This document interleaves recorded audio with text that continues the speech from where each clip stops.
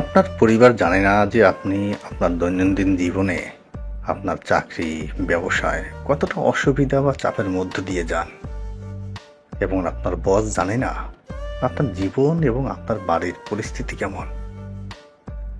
আপনার বন্ধু, প্রিয়জন কিংবা প্রিয়জনরা আপনার উপরে থাকা নতুন এবং পুরাতন দায়িত্বগুলোর আকার বুঝতে পারবে না। আপনার সঙ্গী সর্বদা আপনার কাছ থেকে ভালোবাসা সমর্থনের জন্য অপেক্ষা করছে। আপনি যে চাপের মধ্যে দিয়ে যাচ্ছেন তার সাথে যতই কথা বলুন এবং ব্যাখ্যা করুন না কেন, তা তিনি কখনোই বুঝতে পারবে না। সর্বশেষ আপনি আপনাকে ছাড়া কেউ আপনাকে বুঝতে পারবে না এবং আপনি কিসের মধ্যে দিয়ে যাচ্ছেন তা কেউ বুঝবে না এবং প্রশংসা করবে না। এজন্যই জীবন রহস্যময় এবং সুন্দর। তাই চালিয়ে যান, সংগ্রাম করেন এবং বাঁচেন। হ্যাঁ, এটাই একটা ছেলের জীবন। ছেলেরা বিয়ের আগে বাবা মা ভাই বোনের দায়িত্ব মাথায় নিয়ে, আর বিয়ের পর স্ত্রী সন্তানের দায়িত্ব মাথায় নিয়ে চলে। একটি সংসার টিকে রাখতে ছেলেরা যতটা ত্যাগ করে, মেয়েরা যদি সামান্য কিছু ত্যাগ করত তাহলে অকালে সংসার ভেঙে যেত না। একটা ছেলের কাছে তার বোন, মা অথবা তার স্ত্রী, কন্যা যতটা নিরাপদ, এর চেয়ে বেশি নিরাপদ কোনো সামরিক বাহিনীও দিতে পারবে না।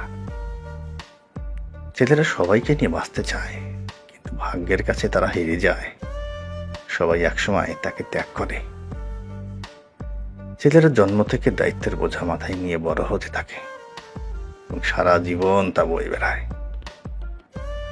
ছেলেদের খুব সহজে মন খারাপ হয় না। যদি মন খারাপ হয় তাহলে বুঝতে হবে বড় কোনো আঘাত পেয়েছে। ছেলেদের কোনো সাহায্যকারী থাকে না, তারা একাই বড় হয়, একাই সবকিছু সামলে নেয়। ছেলেরা যত কষ্টই করুক তাতে তাদের কষ্ট হয় না। কষ্ট হয় তখনই যখন আপনজন কেউ অবহেলা করে।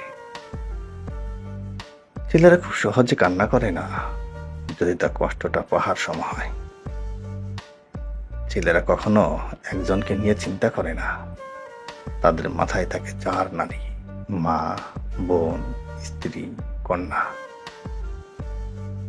হাজার কষ্টের মাঝেও ছেলেরা দায়িত্ব নিতে জানে, কারণ এটাই তাদের বৈশিষ্ট্য। ছেলেদের মন খারাপ বলতে কিছু নেই, তাদের থাকে অভাব, হয় টাকার নয়তো ভালোবাসার। বেশিরভাগ ছেলেই সংসারের সব কথা ভাবে, সবাইকে ভালো রাখতে চেষ্টা করে,